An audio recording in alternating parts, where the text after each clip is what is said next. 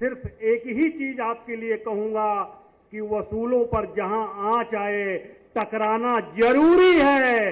वसूलों पर जहां आंच आए टकराना जरूरी है, और अगर जिंदा हो तो जिंदा न जाना जरूरी है। ऐसे जिंदा दिल और हमारे यशस्वी मुख्यमंत्री जी आज हमारे बीच आए हैं और उनका आशीर्वचन हमारे सबके लिए एक गौरव का क्षण होगा। बहुत बहुत धन्यवाद।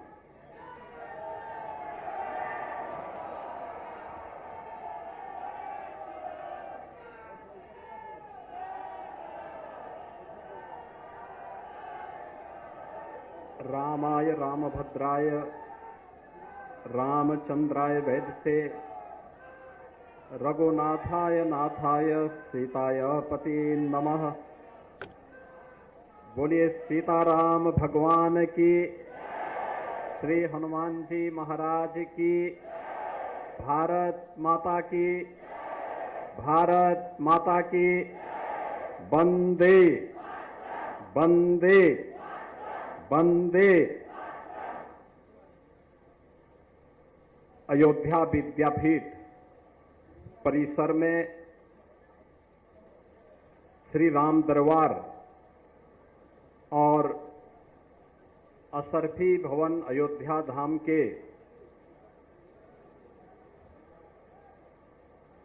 पूज्य आचार्यों की दिव्य एवं भव्य प्रतिमा कि आज के इस स्थापना कार्यक्रम में, इस संपूर्ण कार्यक्रम के प्रेरक जगतगुरु रामानुजाचार्य पूज्य स्वामी श्रीधराचार्य जी महाराज, रंगमहल के पूज्य संत श्री राम शरण दास जी महाराज, रानोपाली के पूज्य संत श्री महंत भरत दास जी महाराज, तोताद्री मठ के पूज्य संत स्वामी अनंताचार्य जी महाराज,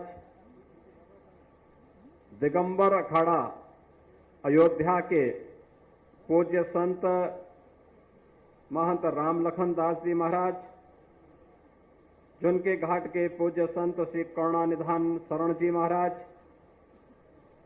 नाका हनुमानगढ़ी के पूज्य संत स्वामी रामदास जी महाराज, प्रदेश सरकार के मंत्रिमंडल के मेरे वरिष्ठ सहयोगी और अयोध्या के प्रभारी मंत्री श्री सूर्य प्रताप शाही जी, प्रदेश के खाद्य और रसद विभाग के राज्य मंत्री श्री सतीश चंद्र शर्मा जी, अयोध्या के पूर्व सांसद श्री लल्लू सिंह जी, रोधौली से माननीय विधायक श्री रामचंद्र यादव जी, अयोध्या के महापौर महंत गिरीशपति त्रिपाठी जी, जिला पंचायत अध्यक्ष अयोध्या श्रीमती रोली सिंह जी, भारतीय जनता पार्टी के जिला के अध्यक्ष श्री संजीव सिंह जी, पूर्व विधायक श्री गोरखनाथ बाबा जी, अयोध्या विद्यापीठ के सभी प्रबंध समिति के पदाधिकारीगण, श्री असरफी धाम अयोध्या के सभी भक्तगण, आज के समारोह में उपस्थित सभी अभिभावकगण और अयोध्या विद्यापीठ में नर्सिंग, पैरामेडिकल, फार्मेसी आदि की शिक्षा ग्रहण कर रहे सभी उपस्थित विद्यार्थी और छात्र छात्राएं एवं प्यारे बच्चों, आज ये मेरा सौभाग्य है कि अयोध्या धाम की इस पावन धरा पर श्री राम दरबार के यहां पर भव्य विग्रहों की स्थापना का कार्य भी यहां पर मुझे करने का गौरव प्राप्त हुआ है, और साथ ही साथ इस पूरी धरा को जिन्होंने अपने धर्माचरण से पवित्र करके इस पूरे क्षेत्र में 100 वर्ष पहले जिन्होंने श्री राम जन्मभूमि आंदोलन के लिए अपना पूरा जीवन समर्पित करके जन जागरण के एक बड़े कार्यक्रम को अपने हाथों में लिया था, ऐसे पूज्य संतों, पूज्य स्वामी मधुसूदनाचार्य जी महाराज, पूज्य स्वामी जगतगुरु रामानुजाचार्य स्वामी माधवाचार्य जी महाराज की दिव्य प्रतिमाओं के आज यहां पर स्थापना का कार्यक्रम संपन्न हुआ है। प्रभु श्री रामलला, मां जानकी और राम दरबार के श्री चरणों में कोटि कोटि नमन करते हुए, इन पूज्य संतों के भी श्री चरणों में नमन करते हुए मैं इन पूज्य संतों की साधना को मूर्त रूप देने के लिए, जिन्होंने आज न केवल जगतगुरु के रूप में धर्म जागरण के एक बृहद कार्यक्रम को अपने हाथों में लिया है, बल्कि धर्म जागरण के साथ ही अत्याधुनिक शिक्षा हमारे वर्तमान पीढ़ी को प्राप्त हो, इस कार्य को भी अपने हाथों में लेकर के इस अभियान के साथ जुड़े हुए हैं। ऐसे पूज्य संत जगतगुरु रामानुजाचार्य, पूज्य स्वामी श्रीधराचार्य जी महाराज का मैं हृदय से अभिनंदन करता हूं। उन्हें हृदय से कोटि कोटि धन्यवाद देते हुए साधुवाद देता हूं। बहनों और भाइयों, जब संतों की साधना मूर्त रूप लेती है तो ऐसे संस्थान हम सबको देखने को मिलते हैं। याद करिए, आज से 10 वर्ष पहले, 15 वर्ष पहले क्या इस प्रकार के मूर्त विग्रह आपको दिखाई देते थे? संभवतः नहीं। लेकिन गांव में भी नर्सिंग की शिक्षा हो, पैरामेडिकल की शिक्षा हो, फार्मेसी की शिक्षा हो, और वह भी शिक्षा ऐसी जो एएनएम करेगा, जीएनएम की यहां पे डिप्लोमा लेगा, बीएससी नर्सिंग करेगा, बी फार्मा करेगा, या कोई भी ऐसा पैरामेडिकल का कोर्स यहां पे करेगा, 100% यानी 100% उसको जॉब की गारंटी होती है, नौकरी की गारंटी होती है। इस प्रकार के कार्यक्रम को संचालित करना यह पूज्य संतों के आशीर्वाद के बगैर संभव नहीं हो पाता है। और मैंने इसीलिए कहा, जब गुरु मूर्तियों की और पूज्य संतों का आशीर्वाद और उनकी साधना मूर्त रूप लेती है तो वह लोक कल्याण का माध्यम ऐसे ही बनता है जैसे अयोध्या विद्यापीठ के माध्यम से संचालित एक पाठ्यक्रम आज यहां पर कर रहे हैं। और आज उसी कार्यक्रम के लिए मेरे कार्यक्रम और जगह थे, लेकिन मैं अभी 2 दिन पहले ही अयोध्या आया था। और अयोध्या आगमन के समय जब मेरे पूज्य महाराज से बातचीत हुई तो उन्होंने इस बारे में चर्चा की कि मेरे पूज्य गुरुदेव और आचार्यों की प्रतिमा की स्थापना का कार्यक्रम है, अगर इसमें आपका आगमन हो जाए तो मैंने कहा ये तो मेरे लिए सौभाग्य की बात है कि जिन पूज्य संतों का पूरा जीवन देश के लिए, धर्म के लिए समर्पित रहा है, अगर इस समारोह में मुझे भागीदार बनने का अवसर प्राप्त होगा तो मैं कोई भी कार्यक्रम अपना स्थगित करते हुए अयोध्या धाम पधारूंगा। और मुझे आज मिल्कीपुर क्षेत्र के इस कार्यक्रम में आने का सौभाग्य प्राप्त हुआ है। बहनों और भाइयों, इन पूज्य संतों ने अपना पूरा जीवन लोक कल्याण के लिए समर्पित किया था, धर्म जागरण के लिए, धर्म के अनुरूप अपने कृतित्व के माध्यम से अपने कर्तव्यों का पालन करते हुए देश और समाज को उसके अनुरूप चलने की एक नई प्रेरणा दी। पूज्य स्वामी मधुसूदनाचार्य जी महाराज रहे हों, एक लंबे समय तक उन्हें इस धराधाम पर अपने आशीर्वाद से अयोध्या धाम के साथ साथ पूरे देश के अलग अलग क्षेत्रों को अभिसिंचित करने का अवसर प्राप्त हुआ। लेकिन वहीं साथ ही साथ जगत गुरु रामानुजाचार्य पूज्य स्वामी माधवाचार्य जी महाराज भले ही भौतिक दृष्टि से उनका कार्यकाल अल्प रहा हो, लेकिन अपने उस अल्प अवधि में भी उन्होंने अपनी साधना और अपने चमत्कार से लोगों के जीवन में परिवर्तन लाने का कार्य किया। और जो मैंने आपको बताया कि आज अशरफी भवन के लोक कल्याणकारी कार्यक्रम हो या फिर अयोध्या विद्यापीठ के माध्यम से कोरोना जैसी महामारी के दौरान किए गए उपकार के वे अनेक कार्यक्रम, जब दुनिया हतप्रत थी, बीमारी के सामने पूरी तरह पस्त थी, तब हमारे पूज्य धर्माचार्य, तब हमारे धार्मिक स्थल, तब हमारे इस प्रकार के संस्थान लोक कल्याण के अभियान के साथ जुड़े हुए थे और उस अभियान के साथ जुड़ करके, लोक कल्याण के साथ जुड़ करके उस महामारी को परास्त कर रहे थे। और उसी का परिणाम था कि प्रधानमंत्री मोदी जी के नेतृत्व में कोरोना पर विजय प्राप्त की गई और भारत की 140 करोड़ की आबादी को कोरोना जैसी महामारी से बचाने में मदद मिली। बहनों और भाइयों, आज अयोध्या की जब हम बात करते हैं तो अयोध्या में 500 वर्षों का इंतजार समाप्त हुआ। पूज्य संतों का लंबी साधना और संघर्ष आज अयोध्या धाम में प्रभु रामलला के विराजमान होने के साथ वह मूर्त रूप ली है, दुनिया को अयोध्या की ओर आकर्षित की है। जिन लोगों के लिए संभव था कि अयोध्या में क्या भगवान राम का जन्मभूमि पर मंदिर बनेगा, लोग पूछते थे, प्रश्न भरी निगाहों से पूछते थे। हम लोग तब भी कहते थे, हां जरूर बनेगा, चिंता मत करिए, जरूर बनेगा, अवश्य सफलता मिलेगी। जो लोग बोलते थे क्या अयोध्या की सड़कें चौड़ी होंगी, हमने कहा अयोध्या की तो होंगी, लेकिन अयोध्या से आसपास का क्षेत्र भी लाभान्वित होगा।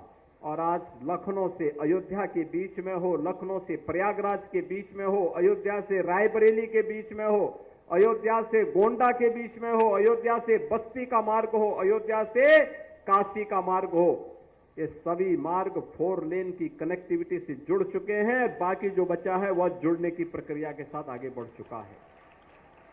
अयोध्या में ट्रेन नहीं आती थी, एक सिंगल लाइन थी, आज डबल लाइन से जुड़ चुका है। अयोध्या में एयरपोर्ट नहीं था, आज इंटरनेशनल एयरपोर्ट बन चुका है। 14-15 फ्लाइट अयोध्या से जुड़ चुकी है। कितने वर्ष लगे अयोध्या में हवाई जहाज को आने में? मुझे लगता है कि हजारों वर्ष लग गए, हजारों वर्ष। भगवान राम अपने पुष्पक विमान से यहां पधारे थे और पूरा द्वापर चला गया, कलयुग भी अपने एक लंबे कालखंड को संपन्न कर चुका है। अब अयोध्या में इंटरनेशनल एयरपोर्ट बना है। और ठीक है, तकनीक उस समय की रही होगी कि भगवान राम जिस पुष्पक विमान से आए थे वो कहीं भी उतर जाता था, लेकिन आज के नए तकनीक में एयरपोर्ट के किसी भी एयरलाइंस के लिए रनवे चाहिए होता है, एयरपोर्ट चाहिए होता है, और उस रनवे के लिए एयरपोर्ट बनाना आवश्यक होता है। इंटरनेशनल एयरपोर्ट आपके अयोध्या धाम में बन चुका है। आज अयोध्या को आप देखेंगे, हर व्यक्ति जो अयोध्या 5 वर्ष पहले, 7 वर्ष पहले आया होगा, इस नई अयोध्या को पहचानने में उसको थोड़ा भूल जरूर हो जाएगी। लेकिन मैं आपसे एक बात जरूर कहूंगा, ये जो नई पहचान मिली है, ये जो नया सम्मान मिला है, सम्मान प्राप्त आसानी से नहीं होता है, सम्मान आसानी से नहीं मिलता है, और अगर मिलता है देव योग से मिलता है, गुरु कृपा से मिलता है, संतों के आशीर्वाद से मिलता है, तो उसको सजोए रखने के लिए भी उतनी ही परिश्रम और साधना की आवश्यकता पड़ती है, और उसको बचाए रखना यह अयोध्या वासियों का दायित्व ज्यादा है कि हम इस सम्मान को बरकरार रखते हुए अयोध्या की पहचान को देश और दुनिया के सामने इसी मजबूती के साथ स्थापित करने का कार्य करें। जो भी अयोध्या आए अयोध्या के वैभव के साथ साथ यहां की धार्मिक परंपरा रीति रिवाजों का विभूत होकर के जाए और उसको अंगीकार करते हुए पूरी देश और पूरी दुनिया अयोध्या की तरफ फिर आकर्षित होकर के आए। उसके लिए हमें प्रयास करना होगा। इसके लिए उस प्रकार की संस्थाएं, उस प्रकार के कार्यक्रम, उस प्रकार के अभियान लगातार हमें चलाते रहने पड़ेंगे। लगातार कार्यक्रम को आगे बढ़ाने पड़ते रहेंगे। हमें सम और विषम परिस्थिति में कोई हमारे मूल्यों के से डिगा न सकता हो, कोई हमें हमारी भावनाओं के साथ खिलवाड़ न कर सकता हो, यह हम अवश्य प्रयास करें। क्योंकि जो नकारात्मक ताकतें हैं, जिनके मन में आपके प्रति सद्भावना नहीं, दिखावटीपन है, जो राम के अस्तित्व को नहीं मानते, जो कृष्ण के अस्तित्व को नहीं मानते, जिन लोगों के मन में भारतीयता के प्रति कोई सम्मान का भाव नहीं, जिन लोगों के मन में ये कोई भाव नहीं कि दुनिया के किसी कोने में कोई हिंदू प्रताड़ित हो रहा है तो उसके प्रति आवाज उठा सके, क्योंकि उसमें भी उन्हें लगता है कि अगर हम आवाज उठाएंगे तो कहीं यहां उनका वोट बैंक न खिसक जाए। वोट बैंक भी जिनको दुनिया के अंदर होने वाले किसी अत्याचार में वोट बैंक दिखाई देता हो, वो आपके हितैषी कैसे हो सकते हैं? याद रखना, जो बांग्लादेश में हो रहा है, जो चर्चाएं हो रही थी अभी, वहां 90% जो हिंदू बचा है वह दलित समुदाय से है। और मैं इसीलिए कहना चाहूंगा, ये जो सबके मुंह सिले हुए हैं, इसलिए सिले हुए हैं क्योंकि इनके मालूम है कि बांग्लादेश को हिंदू उनका वोटर नहीं होगा। वह हिंदू है, ये हो सकता है उसकी गलती हो, लेकिन हम उसको गलती नहीं मानते, हम उसको मानते हैं उसका सौभाग्य है कि वह हिंदू है और उसकी रक्षा करना हम सबका दायित्व है। उसकी पीड़ा के साथ खड़ा होना हमारा दायित्व है। हमारे लिए वह हिंदू है, एक मानव है, एक मानव के नाते उसकी मानवता की रक्षा करना, उसके जीवन को संरक्षण देने के लिए एक आवाज उठाना, ये हमारा दायित्व है और हम अपने इस दायित्व को निर्वहन जीवन भर करेंगे। ये किसी भी पक्ष और विपक्ष का मुद्दा नहीं, बल्कि मानवता को बचाने का मुद्दा है। राक्षसी वृत्तियां जब भी धराधाम पर प्रबल होंगी, उनका मुकाबला करने के लिए हमें तैयार होना पड़ेगा। भगवान राम तो अयोध्या के राजकुमार थे। अयोध्या के राजकुमार रहते हुए वे चाहते अयोध्या में राज करते, लेकिन नहीं, एक बार पिता के मुंह से निकल गया, भले ही पिता ने अपने शब्द वापस ले लिए, लेकिन राजा दशरथ उनके पूज्य पिता हैं, पिता के मुंह से जो शब्द निकले हैं उसका पालन होगा, और पालन इसलिए होगा, इसी बहाने राक्षसों का अंत भी हो जाएगा। और उसी का पालन करने के लिए वे निकल पड़े थे। और इसीलिए आज मैं आपसे कहने के लिए आया हूं, हम अपने हित और अहित को पहचानें, हम उसको पहचानने का काम करें और देखें कहां और कैसे भला होना है, कैसे विकास होना है, कहां से सुरक्षा मिलनी है, कौन लोग आपके हितैषी हैं, कौन विरोधी हैं, उसके बारे में और भविष्य को उज्जवल बनाने की दिशा में क्या प्रयास होने चाहिए। अगर हम लोग समय रहते इसके बारे में विचार नहीं करेंगे, आने वाली पीढ़ियां हमें कोसेंगी, केवल कोसेंगी, उस प्रकार की स्थिति फिर से न होने पाए, यह हम अवश्य ध्यान में रखेंगे। आज के इस अवसर पर जब हम यहां पर आए हैं, देखिए कल काकोरी ट्रेन एक्शन की शताब्दी महोत्सव के कार्यक्रम प्रारंभ हुए हैं। 9 अगस्त 1925 को क्रांतिकारियों ने भारत माता की आजादी के लिए अंग्रेजों के द्वारा, ब्रिटिश हुकूमत के द्वारा जो खजाना भारत से ब्रिटेन पहुंचाने के लिए ले जाया जा रहा था, उस खजाने को उन्होंने काकोरी में रोक करके उसे अपने कब्जे में ले लिया था। और इसके बाद खजाना तो था मात्र 4,679 रुपया का, लेकिन ब्रिटिश हुकूमत उससे इतनी भयभीत हो गई थी कि उन क्रांतिकारियों को ढूंढने में उन्होंने 10 लाख रुपया खर्च किए और 10 लाख रुपए खर्च करके फिर उसने बिना उनका पक्ष सुने उन्हें सजा दे दी गई थी, जिनमें से पंडित राम प्रसाद बिस्मिल को गोरखपुर जेल में, राजेंद्र नाथ लाड़ी को गोंडा जेल में, ठाकुर रोशन सिंह को और असफाउल्लाह खां को आपके फैजाबाद और इलाहाबाद की नैनी जेल में बंद किया गया था। आज ये अयोध्या जनपद है और इलाहाबाद प्रयागराज जनपद है। चंद्रशेखर आजाद उनके हाथों में नहीं लगे, वे ब्रिटिश हुकूमत का मुकाबला करते करते शहीद हुए। पंडित राम प्रसाद बिस्मिल या ये जितने क्रांतिकारी थे, ये अपने लिए नहीं जिए थे, इस देश की स्वाधीनता के लिए जिए थे। इनका जीवन देश की स्वाधीनता के लिए था। और उन्होंने कहा था उस समय भी, एक ही तमन्ना थी उनके मन में कि हे इस भारतवर्ष में 100 बार मेरा जन्म हो और कारण सदा ही मृत्यु का देशोपकारक कर्म हो, यानी बार बार भारत में ही मेरा जन्म हो। यही पंडित राम प्रसाद बिस्मिल बोलते थे, यही ठाकुर रोशन सिंह बोलते थे, यही चंद्रशेखर आजाद बोलते थे, यही राजेंद्र नाथ लाड़ी बोलते थे, और यही असफाउल्लाह खां भी कहते थे कि हे परमात्मा मेरा जन्म बार बार भारत की धरती में हो, लेकिन जब भी जन्म हो सदैव हमारा जन्म का कारण देश और परोपकार होना चाहिए, लोक कल्याण होना चाहिए, देश का हित होना चाहिए और लोक कल्याण होना चाहिए। और मैं आज आप सबसे यही कहूंगा, 1 वर्ष तक ये कार्यक्रम चलेंगे। अभी 15 अगस्त को हम अपनी आजादी का दिवस मनाएंगे। अमृत काल के प्रथम आयोजन को आगे बढ़ाने की दिशा में आगे बढ़ेंगे। बहनों और भाइयों, प्रधानमंत्री मोदी जी ने देशवासियों का आह्वान किया है, भारत के आन बान शान को हर घर पर लहराएंगे, हर घर पर तिरंगा होना चाहिए।